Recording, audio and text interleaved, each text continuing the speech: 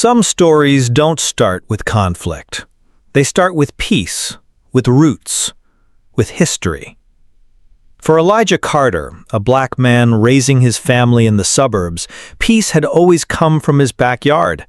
Towering oak trees stretched high above his home, their branches wide, their shade deep. To anyone else, they might have looked like ordinary trees, but to Elijah, they were sacred. They weren't just trees, they were his family's story. His grandfather had planted them more than 70 years ago, back when black families weren't exactly welcomed with open arms in neighborhoods like this. Back then, land was hard to own, and dignity even harder to keep. But Elijah's grandfather believed in planting roots, literally and figuratively.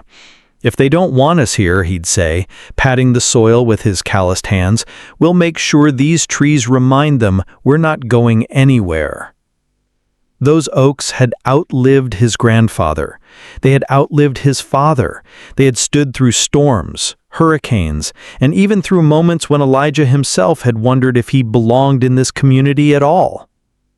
When Elijah was a child, those branches were his playground, the tire swing his father hung, the carvings of his initials deep in the bark, the warm shade where his mother would sit shelling peas, all of it lived inside those trees. And now, as a father himself, Elijah's children played beneath them too. Fireflies in the summer, leaf piles in the fall, stories under the stars. To Elijah, those trees weren't just wood and leaves, they were legacy. But not everyone saw it that way. The neighborhood around him had changed. What was once a simple, middle-class suburb had become an HOA-run resort community.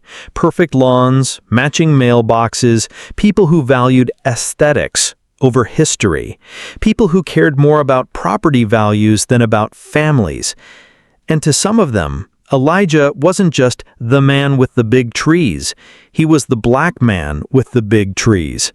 A man who, in their eyes, stood out in a neighborhood they wanted to keep polished and uniform.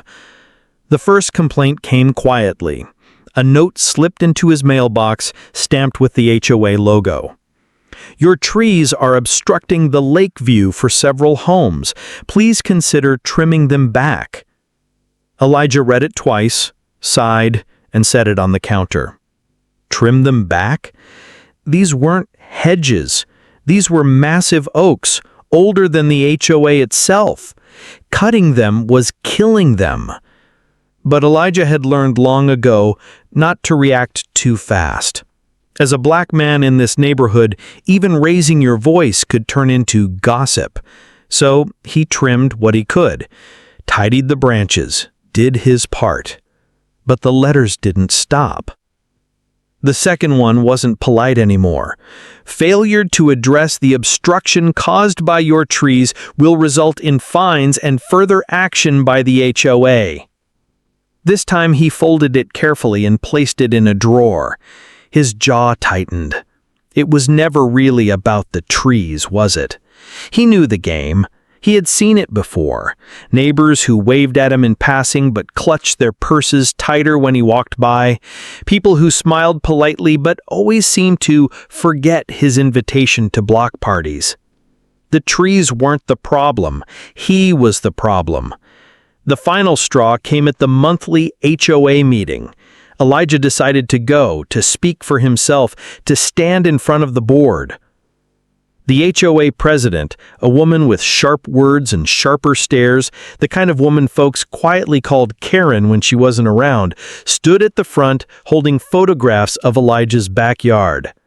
"These trees," she said loudly, pointing at the images, "are unsightly. They block the view of the lake. Several homeowners have complained that their property values are being affected. We cannot allow one man's selfishness to ruin the enjoyment of the entire community." Elijah sat in the back of the room, fists clenched under the table. He wanted to speak, to say, "Those trees give shade to the community pool you all use every summer. Those trees are older than half the homes in this place. Those trees are my family's legacy." But before he could stand, the murmurs began, heads nodding, people whispering, a few glances his way that weren't just about trees, glances that reminded him of something his father once said. "Son, sometimes they don't need a reason, they'll make one." The vote was quick, cold, final. Within 60 days, Elijah was to remove or severely trim the oak trees. Failure to comply meant daily fines and eventually legal action. He left the meeting with his head high, but his chest heavy. When he got home, he sat on his back porch and looked up at the oaks swaying gently in the evening breeze. The same breeze that had cooled him as a boy. The same branches that had sheltered his children. His daughter came outside, her little feet padding on the wooden steps. "Daddy, are they really going to make you cut down our trees?" Elijah swallowed hard, staring up at the canopy. He wanted to tell her no. He wanted to promise her safety, to promise that some things were too sacred to destroy. But all he could manage was, "Some people don't understand, baby girl. They just don't." And in that moment, Elijah knew something the HOA didn't. They thought they were cutting down trees, but in reality, they were cutting down history, cutting down roots, cutting down dignity. And sometimes when you cut down what gives life, life has a way of striking back. The countdown had begun. 60 days. 60 days before Elijah lost his grandfather's shade. 60 days before the HOA made their biggest mistake. 60 days before karma itself would come blazing down. The heat lingered long after Karen's removal. The board was reshuffled, new members elected, friendlier faces, humbler voices. They spoke of restoring trust and building community. Neighbors smiled more at one another now, quick to wave from driveways or pause to chat on evening walks. But still, the sun blazed down, unforgiving. The tennis courts remained cracked and empty. The playground's metal slide gleamed dangerously hot by noon, and the once bustling pool still carried an eerie quiet, as if families feared the very air above it. The oaks were gone. And nothing, not a vote, not a rule, not a brand new board could bring them back. Elijah Carter understood that better than anyone. On a late October afternoon, he stood in his yard with a shovel in hand, earth packed beneath his boots. Beside him, 3 small saplings waited to be planted. Their thin trunks swayed in the autumn breeze, fragile but determined. His son Marcus held a watering can almost as big as himself. "Daddy, will they grow as big as the old trees?" Elijah paused, kneeling so he was eye level with his boy. He brushed dirt from his hands, his gaze falling on the empty stretch of yard where the mighty oaks once stood. "Not tomorrow, not even in a few years. But one day, Marcus, one day they'll be taller than this house." Marcus smiled, tipping the watering can eagerly over the first hole as Elijah lowered the sapling into the soil. Watching his son, Elijah felt something stir inside him. The same quiet strength his grandfather once carried. The knowledge that real legacies take time, that patience outlasts pride. Word of the saplings spread quickly. Neighbors stopped by, some offering help, others only quiet encouragement. A few admitted they had once voted against him, pressured by Karen's insistence, and now carried guilt. Elijah didn't lash out. He didn't keep score. He simply nodded, his calm reply the same each time. "We all live under the same sun." Those words lingered, heavy with meaning. That winter, the HOA tried to redeem itself.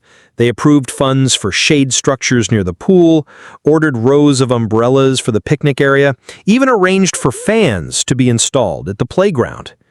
But everyone knew It wasn't the same. The shade was artificial, flimsy, temporary. Expensive, yes. Impressive looking, maybe. But when storms came, fabric tore. When winds blew, umbrellas toppled. What they had destroyed was irreplaceable. Nature had provided for free what no budget could replicate. And it had taken the loss for them to see it. Karen's house, once the pride of the neighborhood, fell silent. Rumors spread that she was selling, unable to bear the whispers and the isolation. Elijah didn't celebrate her downfall. One evening, as he sat on his porch with Denise, watching the sunset spill orange across the sky, she asked, "Do you feel better now that she's gone?" He thought for a long moment. Finally, he said, "People like Karen come and go, but trees live for generations. That's why their loss hurts more than her." Denise reached for his hand, squeezing it gently.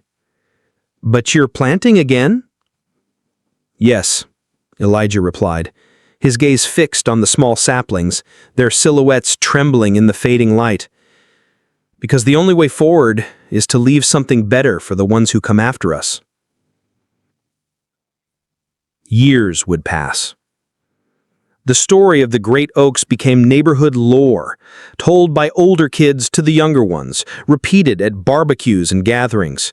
People spoke of the summer without shade as a kind of cautionary tale, reminder of what happens when pride outweighs wisdom. And always, Elijah's name carried with it a quiet respect. The man who stood firm, the man who warned them, the man who planted again.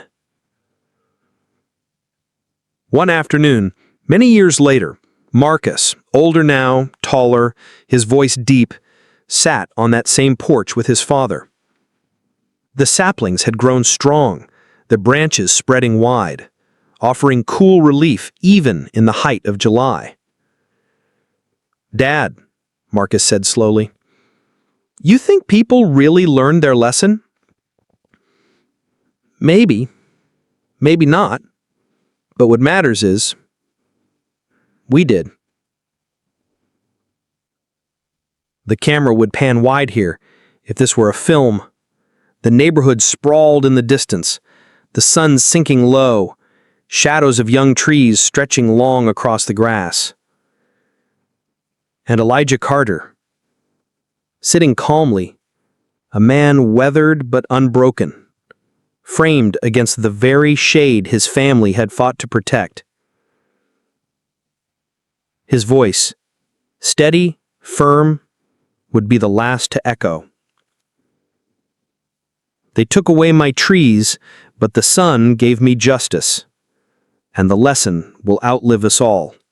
By September, the neighborhood was restless. The summer hadn't broken. If anything, it had grown worse. Power bills skyrocketed as families blasted their air conditioners day and night. The tennis courts were abandoned, the pool set empty, except for a few desperate children who would splash for a few minutes before running home, their skins stinging from the scalding concrete. The neighborhood that once prided itself on luxury living now looked weary, beaten down by the very sun they had invited in. And at the center of it all stood the HOA board. More specifically, Karen. She had always loved the spotlight, always wanted control. But now, the spotlight was burning her alive. The September meeting was the largest anyone had seen. Folding chairs lined the community hall, fans whirred noisily, and still the air was thick with sweat and tension. Karen sat at the head of the table, gavel in hand, her usual confidence faltering. The stack of complaints in front of her was taller than ever before. "We need answers," one man shouted from the back. "My electric bill is over $600 this month. $600! Yeah, and my wife fainted by the pool last week. We can't even use the amenities we're paying for." Karen cleared her throat, forcing a smile. As I've said before, this is a regional weather event. Unprecedented heat, yes, but it's not the HOA's fault. A woman in the front row stood up abruptly. She was holding a photograph, an old one. It showed children playing under the sweeping shade of the oaks, their faces relaxed, the playground full of life. "This," she said sharply, holding up the picture, "is what our summers used to look like, until you decided those trees were a problem." The room fell silent for a moment. Karen's smile faltered. She gripped the gavel tighter. "The trees were causing root damage. They—" "Lies!" someone shouted. "Those trees stood for 70 years without issue." More voices rose. The tension exploded. "You wanted them gone because Elijah wouldn't bow to you. You ruined this whole community just to prove a point." Karen slammed the gavel down. "Order! Order!" But no one was listening anymore. The crowd had turned. Elijah wasn't at the meeting, but word spread quickly. Neighbors who once avoided him now crossed the street to speak.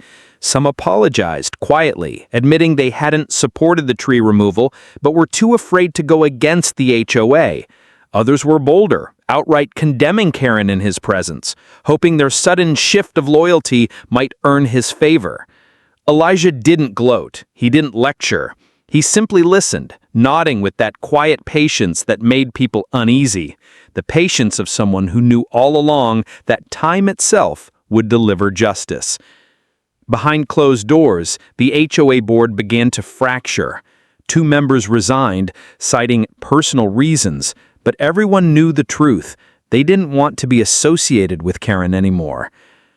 Karen scrambled. She sent out glossy newsletters promising new improvements, shade structures, outdoor fans, even an ambitious proposal to build a community pavilion.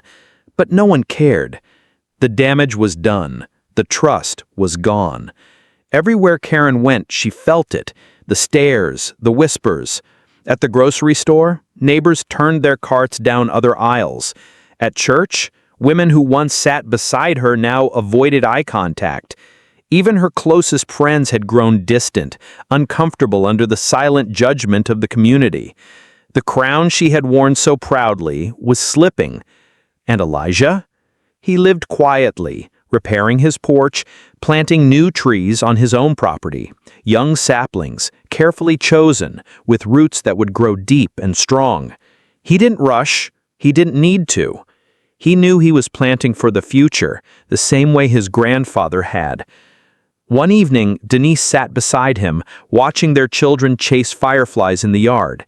The air was hot, but their new canvas shade made it bearable. "You hear the latest?" she asked softly. Elijah raised an eyebrow. "They're talking about a vote to remove her." He leaned back in his chair, letting the words settle. A long silence followed. Then, finally, he said, "The sun did most of the work. People are just catching up." The following week, flyers appeared in every mailbox. "Special HOA meeting. Vote of no confidence in current president." It was official. Karen's reign was crumbling. The night of the vote, the community hall overflowed. People packed shoulder to shoulder, fanning themselves with folded papers, the air buzzing with anticipation.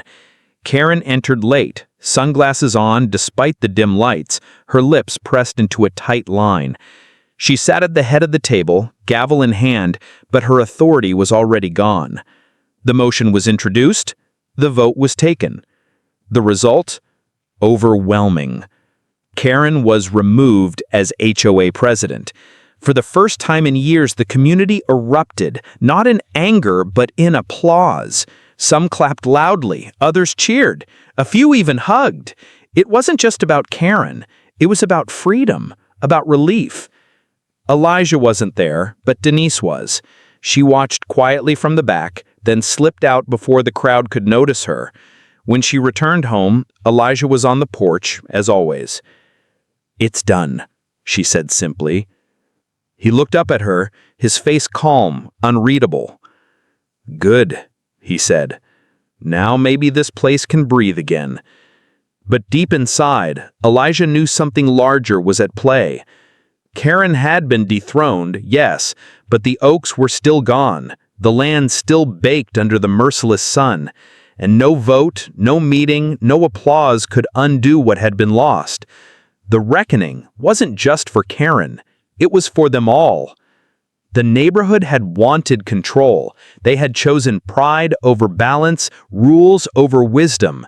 Now, they were living with the consequences. And Elijah, he was simply the man who had warned them, silently, patiently, until the world itself proved him right. The first week after the trees were gone, the change was subtle. The mornings were brighter, almost too bright. Sunlight flooded Elijah's front windows, stabbing through curtains, bleaching the furniture with harsh streaks of gold. Where there had once been a cool, dappled shade, now there was only raw, naked exposure. By the second week, the heat came. It rolled in with a vengeance, thick and merciless. The local news called it a record-breaking summer, but Elijah knew better. This wasn't just weather. This was the land remembering what had been taken. Every day the temperature climbed. The asphalt on the street shimmered like black glass.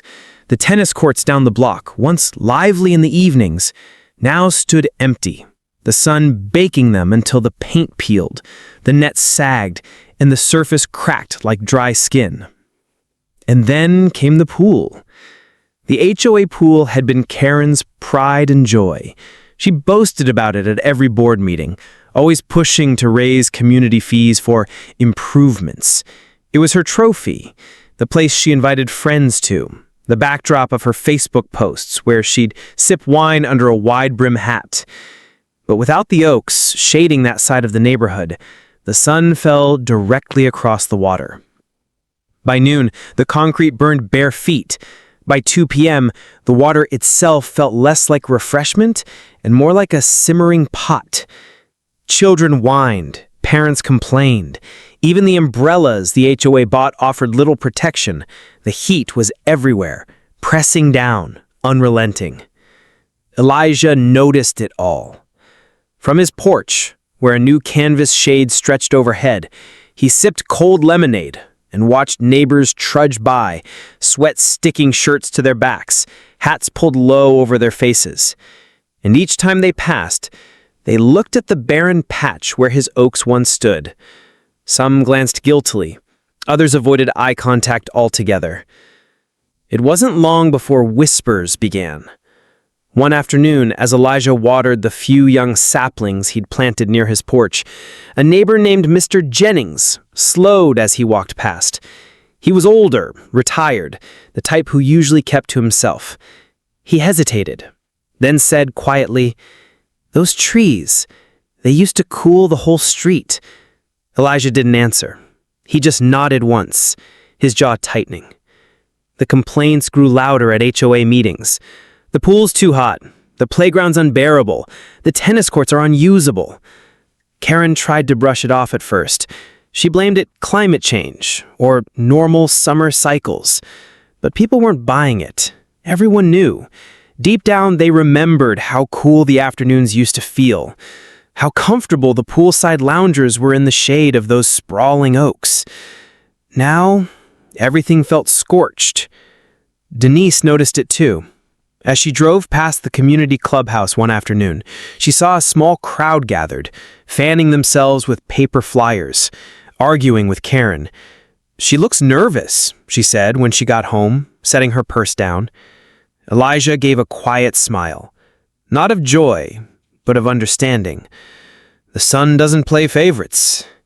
Days turned into weeks. The HOA scrambled, buying canopies, setting up cheap metal awnings, even installing a misting system at the playground. But nothing worked. The heat kept rising, like an invisible punishment hanging over them. One sweltering Saturday, Elijah sat with his son on the porch. The boy wiped his forehead and asked his daddy, "Daddy, why is it hotter this year?" Elijah looked out at the bare stumps where the oaks once stood.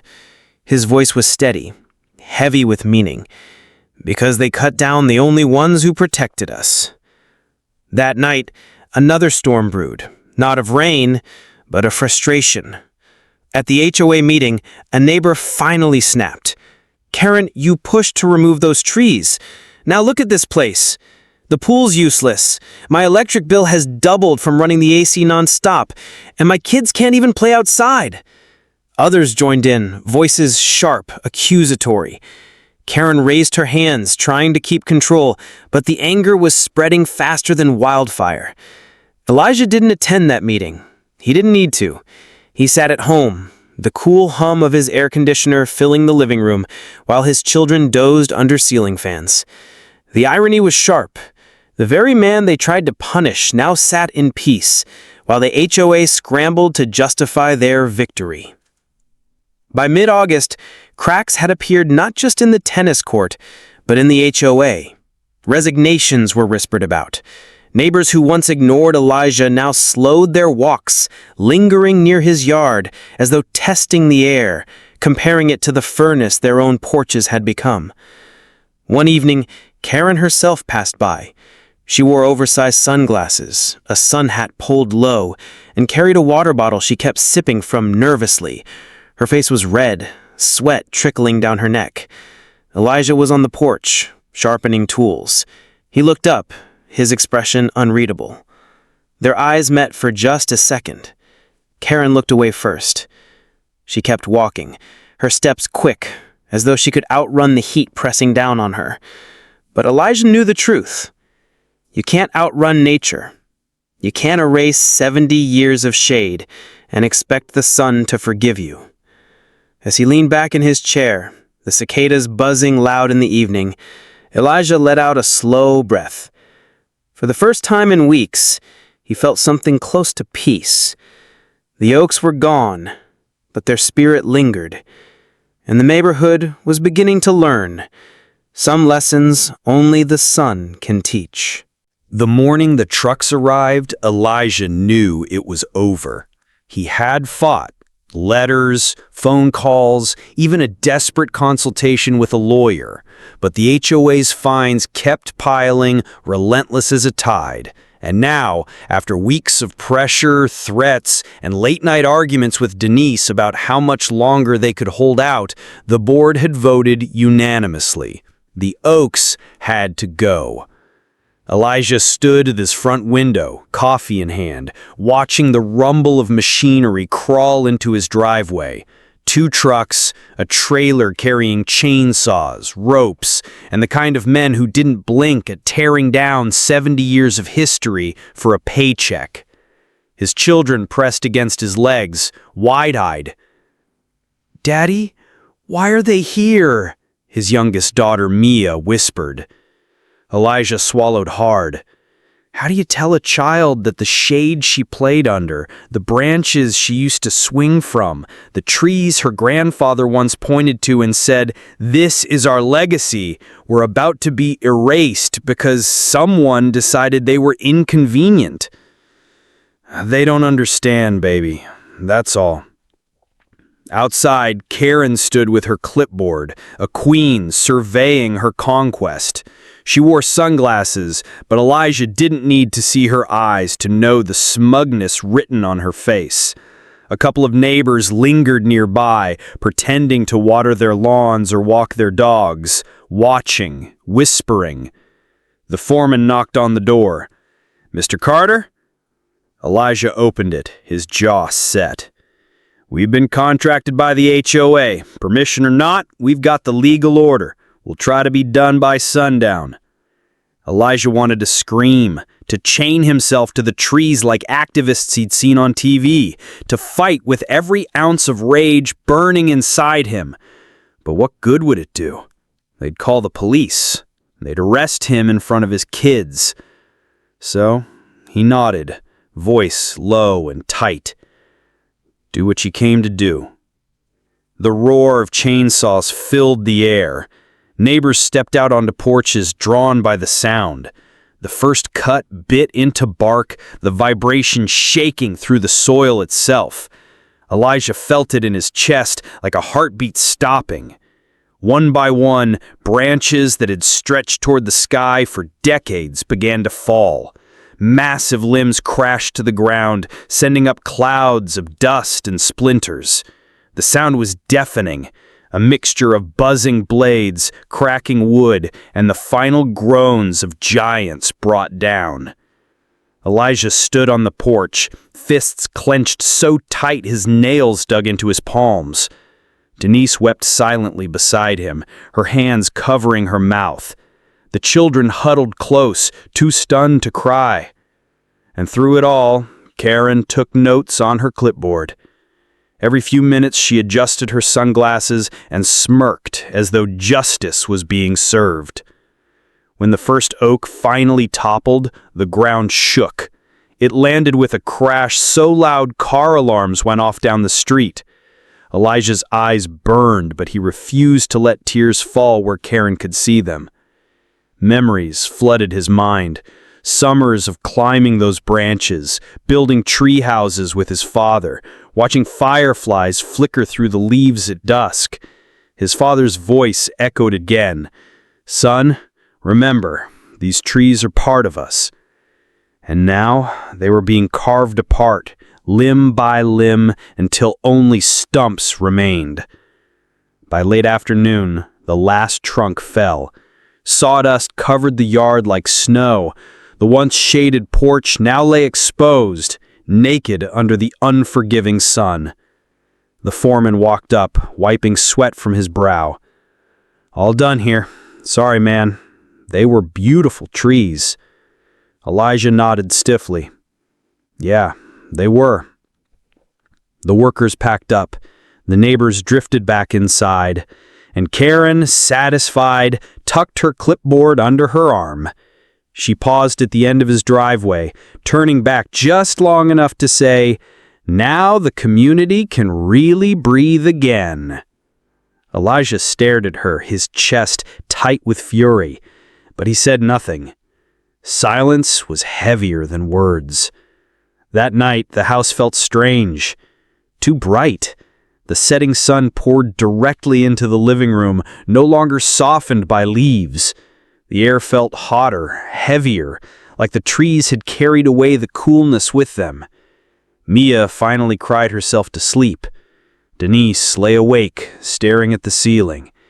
Elijah sat alone on the porch, staring at the empty space where his oaks once stood. The stars above looked sharper, crueler, as though they were watching. He whispered into the stillness, voice breaking. "They took you from me, but the earth remembers, the sun remembers, and it will answer." For a long time he sat there, letting the heat cling to his skin, the silence press into his bones. And slowly a thought settled deep in his mind. This wasn't the end of the story, because nature doesn't lose. Not forever. And the HOA had no idea what they had unleashed. The first week after the HOA meeting, Elijah tried to live as though nothing had changed. He still drank his coffee on the back porch, watching the early sunlight filter through the oak branches. He still waved to his neighbors as he drove his kids to school. He still reminded himself, they're just trees to them, but to me, they're blood and history. But he couldn't ignore the whispers. Neighbors he had known for years suddenly stopped making eye contact. Some gave stiff nods, others just walked past him, tight-lipped, like silence was safer than taking sides. And then came the letters. The first official violation notice was printed on thick, white paper, stamped with the HOA seal. Failure to comply with Article 14B landscaping standards will result in a fine of $250 per week until the violation is resolved. Elijah stared at the page, his jaw tightening. $250 a week? For shade? For trees that had stood longer than the entire board combined? He called the number listed at the bottom, expecting maybe reason, maybe a conversation. Instead, he got Karen's voice, sharp and clipped over the line. "Elijah, she said, drawing out his name like it was a burden. "You've had ample time to correct this. We're being more than fair." "Fair?" Elijah's voice stayed calm, though his knuckles whitened around the phone. "My family planted those trees 70 years ago. They keep the whole block cool in summer. My kids." Karen cut him off. "Your trees are obstructing lake views. Plain and simple. You're bringing down the value of your neighbor's properties. This isn't personal. It's about rules. We all follow them here." But Elijah knew better. He had seen the exceptions. He had seen one neighbor build a deck that clearly violated aesthetic uniformity, yet no letter was ever sent. He had seen another family keep Christmas decorations up until March. No fines, no warnings. Rules, it seemed, were flexible, depending on who you were. For him, the rules were a weapon. Within days, the fines began. $250, $500, $750. Each notice stacked neatly on his kitchen counter, each one a reminder that the HOA wasn't bluffing. His wife, Denise, worried constantly. "Eli, we can't pay fines like this forever. They'll take us to court." Elijah rubbed her shoulders gently, trying to hide the storm brewing in his chest. "I know. I'm trying to buy us time. Maybe if I talk to a lawyer." But lawyers cost money, and money wasn't endless. Meanwhile, the HOA's pressure campaign grew bolder. Karen began patrolling the street, clipboard in hand, snapping pictures of his yard. Neighbors watched from behind curtains. Sometimes Elijah swore he heard whispers when he walked by, words like stubborn or troublemaker. It wasn't just about trees anymore.